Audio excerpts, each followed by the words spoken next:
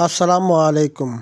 Facebook প্ল্যাটফর্মের সকল ভাইয়া এবং আপুদেরকে জানাচ্ছি আন্তরিক শুভেচ্ছা ও অভিনন্দন।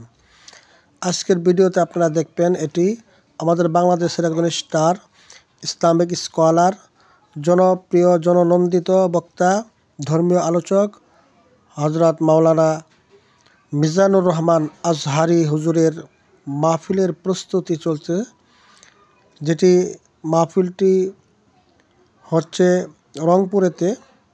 তার একটা দৃশ্য আপনাদেরকে তুলে ধরছি। এখানে সাউন্ড সিস্টেম ভোকাল করার জন্য এখানে যতগুলো মাইক ইউজ করা হয়েছে, এখানে মিনিমাম 300 মাইক যেটি লাগানো হয়েছে। এখানে এই যে আপনারা মিউজিক বাতি দেখতেছেন, লাইটিং, সব মিলিয়ে অনেক বিশাল একটি আয়োজন করা হয়েছে, যেটি আমাদের প্রিয় বক্তা, আমাদের সকলের পরিচিত মুখ, জননন্দিত ধর্মীয় আলোচক, মুক্তিকামী মানুষের বলিষ্ঠ কণ্ঠস্বর হযরত মাওলানা মিজানুর রহমান আল আজহারি হুজুরের মাহফিলের প্রস্তুতি চলছে। এভাবে কঠিন নিরাপত্তার মধ্য দিয়ে কাজ চলছে। বারবার পুলিশ এসে তদারকি করতেছে এবং স্বেচ্ছাসেবক তেনারা বারবার সেটা তদারকি করছেন। খুবই বিচক্ষণের সাথে কাজ চালিয়ে যাচ্ছেন, যেটি বিশাল আয়োজন করা হয়েছে। আসলে সত্যি ভিডিওটি আপনাদের দেখে কেমন লাগতেছে অবশ্যই কমেন্টে লিখে যাবেন। আল্লাহ সুবহানাহু ওয়া তাআলা একজন কোরআনের পাখিকে কত সম্মান দান করেছেন। দুনিয়াতে যদি এত সম্মান হয়ে থাকে, আখিরাতে আল্লাহ পাক যারা কোরআনের পাখি তাদের জন্য কত সম্মান রেখেছেন। আপনারা অবশ্যই এই ভিডিওটি শেয়ার করে দিবেন, মানুষ যেন কিছু শিখতে পারে।